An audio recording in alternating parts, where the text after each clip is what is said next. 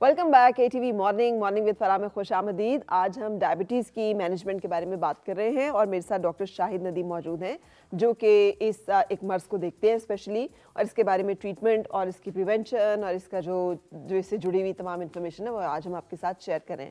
Doctor साहब, break से पहले हमने बात की थी कि गेस्टेशनल जो शुगर है या डायबिटीज़ है, ये क्या मैंडेटरी है कि फैमिली हिस्ट्री होगी तो सबको होगी, या 35 अबव अगर खातून होगी और उसको प्रेगनेंसी में है तो होगी, या कुछ और भी अवामिल हैं जो कि इसमें जहन में रहनी चाहिए? देखिए, इसमें ये मैंडेटरी नहीं है कि अगर फैमिली हिस्ट्री है तो उस खातून को होगी, या 35 के बाद अगर प्रेगनेंसी हो रही तो होगी। लेकिन देखिए, इसमें ना रिस्क फैक्टर्स होते हैं।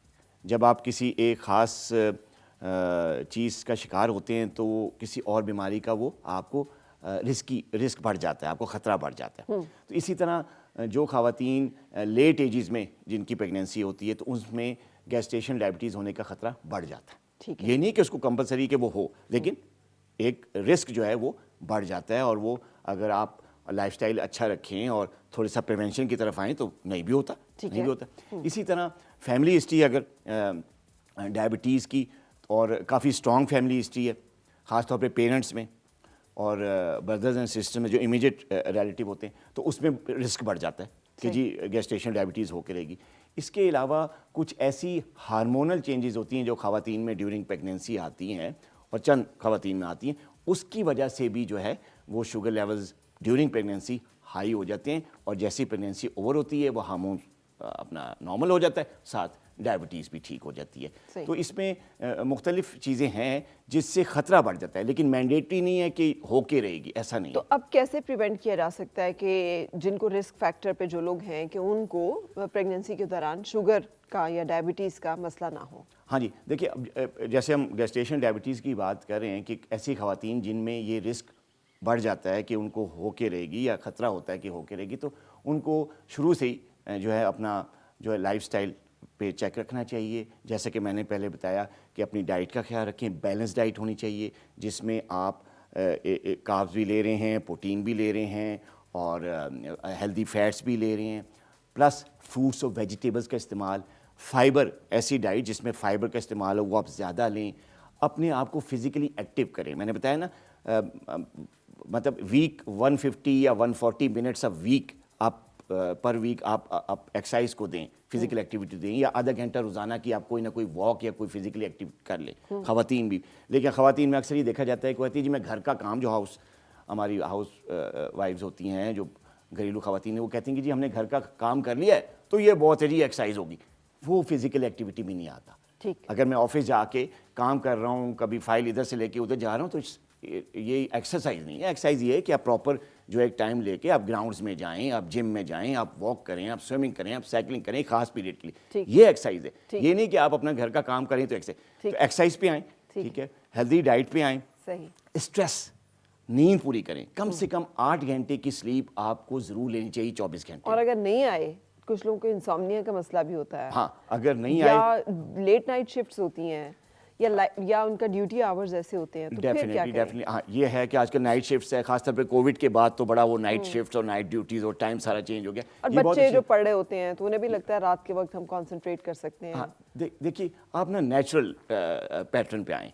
जैसे पुराने वक्त के ज़माने के लोग जो होते थे वो क्या करते थे कि उनका ये होता था कि सुबह नमाज के टाइम पे वो उठते थे, नाश्ता किया, कामों पे लग गए, और मगरिब के बाद सारे काम फिनिश्ड, इशा के बाद सो गए, मगरिब के बाद खाना और उसके बाद इशा के बाद वो सो गए। तो ये एक नेचुरल जो है वो पैटर्न है, इस पे आना चाहिए। और जैसे कि लोग आजकल बड़ा ऑर्गेनिक फूड, तो मैं कहता हूँ कि जी आप जो ऑर्गेनिक सिर्फ आप फूड में तलाश ना करें, आप ऑर्गेनिक चीज़ें जो है ना आप नेचुरल उसमें अपने स्लीप पैटर्न में, अपने डेली रूटीन में उसको भी कॉपी करें। अच्छा, आप ये जो एक जनरलाइज कह देते हैं कि जी कार्ब्स भी होने चाहिए, फैट्स भी होने चाहिए, मैंने शुगर पेशेंट्स को बहुत ज़्यादा परेशान इस चीज़ पे देखा है, केला खा सकते हैं कि नहीं खा सकते, कौन सी वाली सब्ज़ी खाएं, रोटी जो है वो गंदम की खाएं, फाइबर उसमें अगर चोकर साथ डाला हो या बहुत सारे आटे मिक्स करके वो जो कुछ लोगों ने बनाया होता है, सो इसके बारे में बताएं कि वो बेचारे क्या खाएं और क्या ना खाएं। देखिए, जो डायबिटीज़ की जो मैनेजमेंट है और जो उसका कंट्रोल है वो बहुत ज़रूरी है, और उसमें जो डाइट होती है उसमें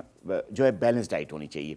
آپ فروٹس لے سکتے ہیں, ٹھیک ہے جی, اور فروٹس آپ ہر قسم کا لے سکتے ہیں, لیکن کچھ ایسے فروٹس ہیں جیسے کیلے کا آپ نے ذکر کیا, مینگوز ہیں, آم ہیں, ان میں کیونکہ ان کا گلائسیمک انڈیکس تھوڑا سا ہائی ہوتا ہے, شوگر لیولز ہائی ہونے کا خطرہ ہوتا ہے, تو جو ڈائبٹک پیشنٹ جن کا کنٹرول نہیں ہے, جن کا شوگر کنٹرول نہیں ہو رہا, ڈاکٹرز دے رہے ہیں میڈیکیشن لیکن وہ کنٹرول میں نہیں آ رہی, تو ان کو کیلا یا اس قسم کے فروٹ جن کا گلائسیمک انڈیکس ہائی ہوتا ہے ان سے اوائڈ کرنا شہد کے بارے میں اکثر لوگ ہوتے ہیں کہ جی شہد میں تو شفا ہے, تو شہد تو ہم لے سکتے ہیں. جہاں تک شہد کے ذکر ہے, دیکھیں اگر آپ کا شوگر کنٹرول ہے یا آپ اس کو ایمٹی اسٹمک تھوڑا سا لیتے ہیں تو کوئی حرج نہیں, آپ لے سکتے ہیں. لیکن اگر آپ کا شوگر لیول ہی کنٹرول نہیں ہے, آپ کا 400-300 شوگر چل رہا ہے, تو پھر آپ شہد لیں گے تو definitely it will harm you. اچھا, کنٹرول کا مطلب کیا ہے ڈاکٹر صاحب, اور وہ کون سا ایک لیول ہے جس پہ کہ آپ کا شوگر لیول؟ یہ بڑا اچھا آپ نے ریلیٹو کوشچن کیا ہے کہ جی کہ کنٹرول کا مطلب یہ ہے کہ آپ کے جو شوگر لیولز ہیں وہ نیئر ٹو دا نارمل ہو. مثلا ڈائبٹیز کے لیے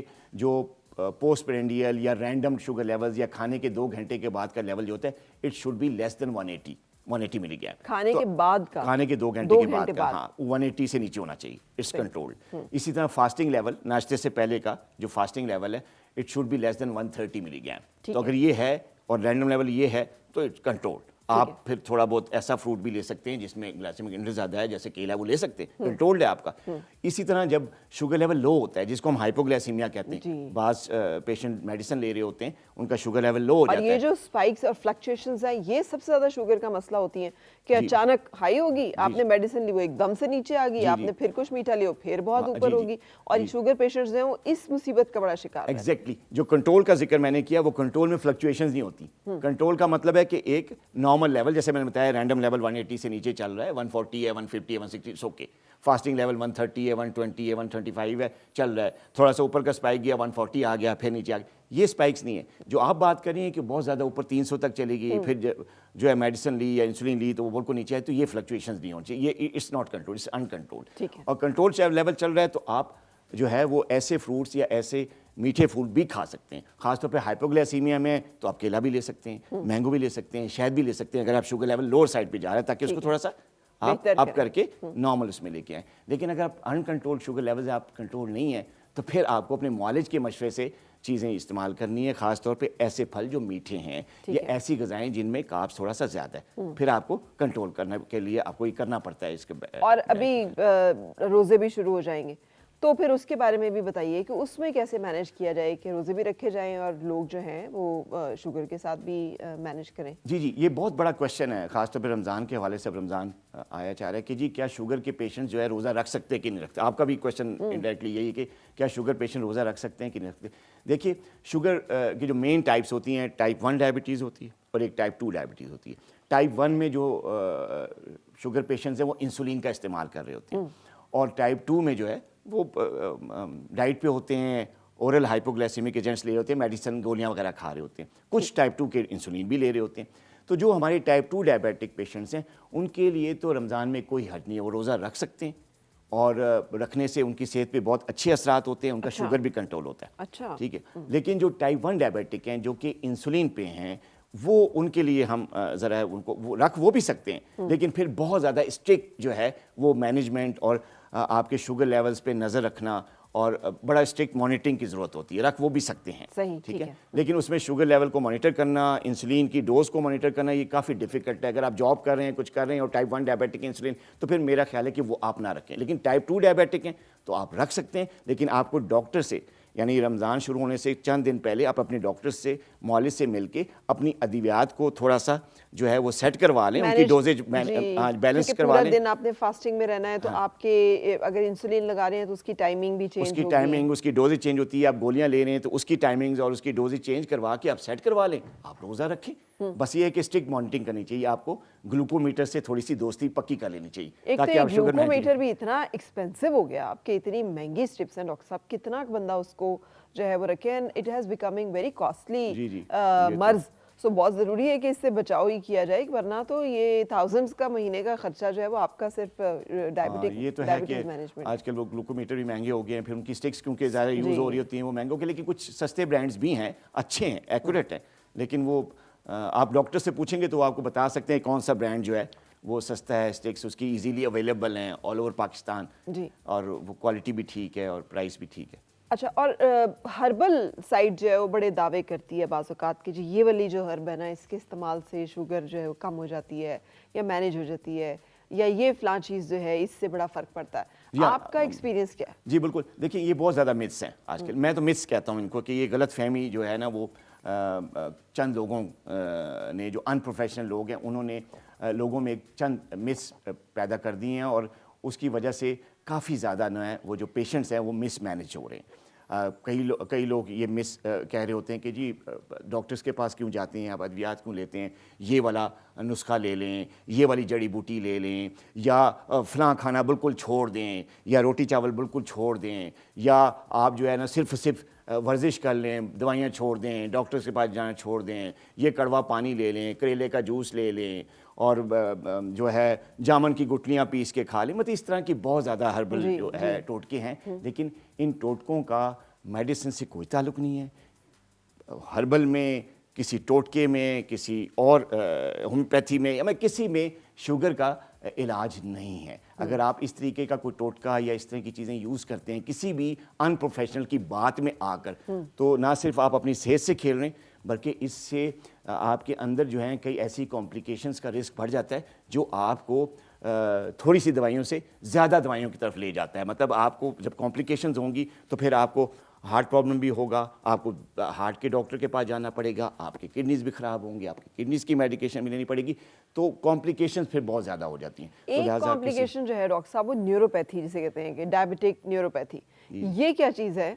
और इससे कि फिर जो लोग शुगर का शिकार हैं और मैनेज कर रहे हैं, लेकिन समहाउ बेचारे ऐसा ही मैनेज कर रहे हैं और ये डायबिटिक न्यूरोपैथी तक आ गई है, क्या साइन सिम्टम्स है जिस पे अलर्ट रहना चाहिए? और डायबिटिक फुट की बहुत बात होती है और इस तरह के प्रॉब्लम्स की बहुत बात होती है। जी जी बिल्कुल, ये जो डायबिटिक न्यूरोपैथी, ये बड़ी कॉमन जो है कॉम्प्लिकेशन है डायबिटीज़ की, ख़ास तौर पे वो पेशेंट जिनकी शुगर अनकंट्रोल्ड होती है, जैसे कि मैंने जिक्र किया, जिनकी शुगर कंट्रोल नहीं है और वो अपनी जो है वो डाइट का भी ख्याल नहीं रखते, अपनी अद्वियात का भी ख्याल नहीं रखते, इसी तरह अनप्रोफेशनल जो है ना वो टोटकों पे चले जाते हैं, तो उनमें फिर ये कॉम्प्लिकेशंस होती हैं जिसमें न्यूरोपैथी है। न्यूरोपैथी के साइन एंड सिम्टम्स कुछ इस तरीके से हैं। देखिए, अगर आप डायबिटिक हैं और आपको महसूस हो रहा है कि आपके पाँव में किसी भी किस्म की जो है वो नमनेस हो गई है, सुनपन जिसे कहते हैं, कि आपको महसूसियत या हसासियत कम हो गई है, तो ये एक निशानी है न्यूरोपैथी की। इसके अलावा शुरू में स्टार्ट में पेशेंट्स के जो पाँव हैं बहुत सख्त जलन करते हैं, उनमें ऐसा लगता है उनको कि मेरे पाँव की उंगलियों में या उनकी तलवों में जो है वो चूंटियाँ रेंग रही हैं। बाज़ औक़ात पिन प्रिक्स किस्म की जो है ना वो उनको पेन्स होते हैं, और ये सेंसेशन जो हैं या इस किस्म की जो पेन्स हैं या जलन है, ये रात के टाइम ज़्यादा होती है। अच्छा। जब पेशेंट मोबाइल होता है या सुबह के टाइम पर कामों में होते हैं उस वक्त नहीं होती। जैसे ही वो बेड पे आता है तो उसके पाँव जो हैं वो उसमें दर्द शुरू हो जाता है, जलन शुरू हो जाती है, चूंटियाँ रेंगनी शुरू हो जाती हैं, जैसे सुइयाँ चुभ रही हैं, इस किस्म की सेंसेशन होती हैं। और बाज़ लोगों में जब ये ज़्यादा होती है तो उनकी नींद डिस्टर्ब हो जाती है। अच्छा। वो सो नहीं सकते और इतनी ज़्यादा टांगों में और पाँव में बेचैनी होती है, दर्द होता है कि उनका सोना जो है वो मुश्किल हो जाता है, बल्कि आधी रात तक तो वो टांगें और पाँव आपस में मलते रहते हैं, कोई मालिश कर रहा है। तो फिर इसका कोई सॉल्यूशन हल है? देखिए, सबसे ज़्यादा जो बड़ा जो सॉल्यूशन है इसका, ये आपका शुगर लेवल कंट्रोल होना चाहिए। अगर आपका शुगर लेवल कंट्रोल नहीं है तो न्यूरोपैथी के लिए आप जो मर्जी इलाज करके आप अमेरिका भी चले जाएं तो वो ठीक नहीं होगी। ठीक है ना? तो सबसे पहला स्टेप किया कि आपको अपनी डायबिटीज़ को कंट्रोल में लाना है। अपने शुगर लेवल, चाहे वो रैंडम है, फास्टिंग है, उसको कंट्रोल में करें।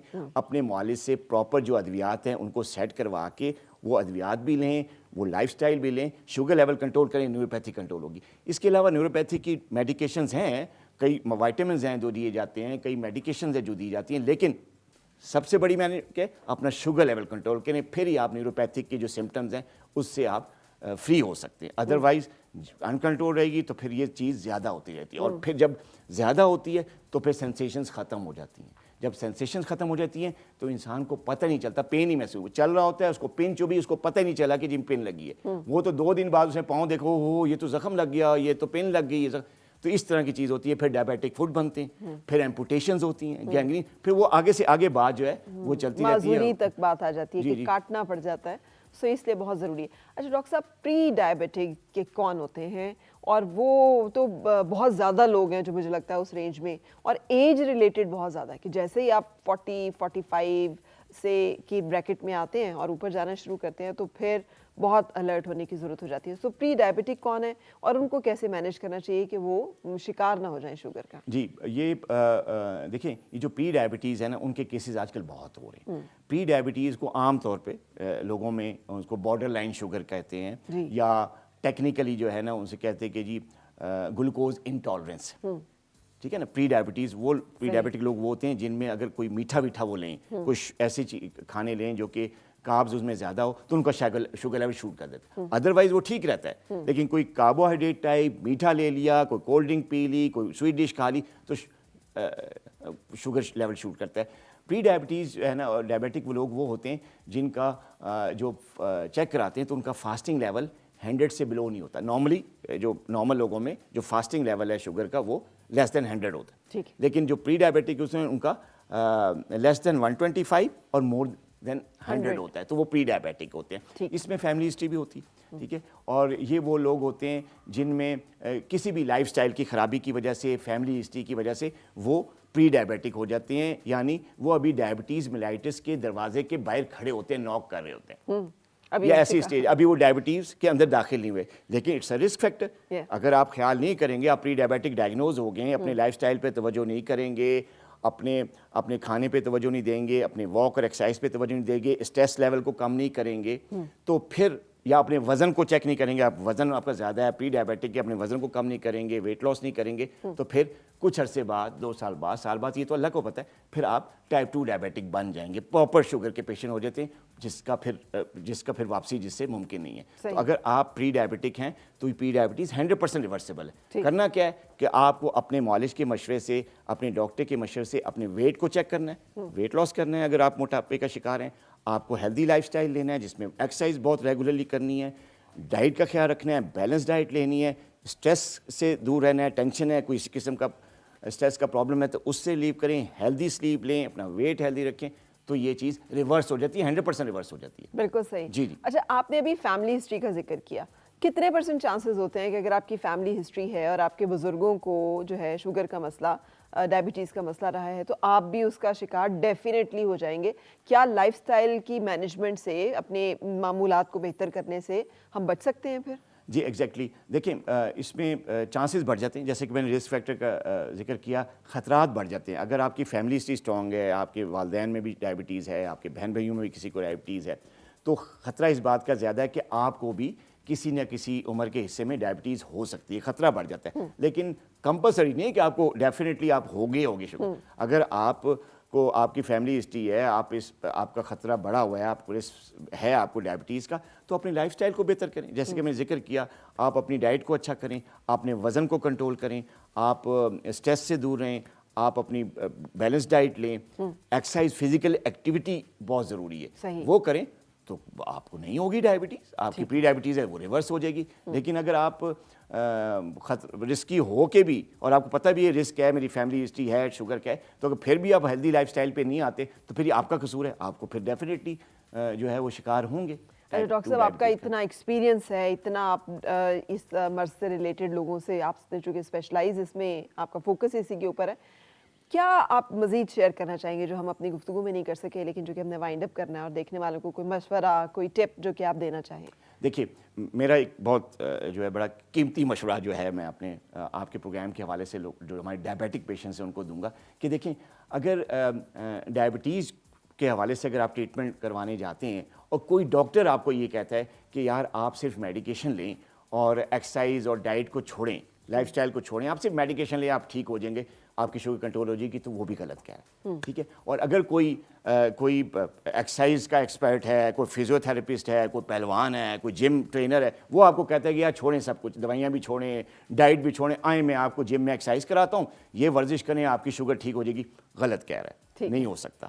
اور اگر کوئی ماہر غذائیت ہے, کوئی ڈائٹ کا آپ کو کہتا ہے, یا کوئی بھی جو ہے وہ ان پروفیشنل بندہ آپ کو کہتا ہے کہ یار یہ چھوڑو سب کچھ, دوائی بھی چھوڑو, ایکسرسائز بھی چھوڑو, آؤ یہ کھانا کھاؤ, یہ چیز چھوڑ دو, روٹی چھوڑ دو, چاول چھوڑ دو, فلاں چیز کھاؤ, یہ میں آپ کو گٹھلی کا پانی دیتا ہوں جامن کی, یا کڑوی چیز دیتا ہوں, یہ آؤ یہ چیز لو, یہ ڈائٹ لو اور شوگر کنٹرول ہو جائے گی, ختم ہو جائے گی, تو وہ بھی غلط کہہ رہے ہیں. ٹھیک ہے. جو ڈائبٹیز کا علاج ہے, چاہے وہ جس قسم کی بھی ان کنٹرول ڈائبٹیز کا, اس کا اگر آپ نے علاج کروانا ہے تو it should be with a combination of 3 things.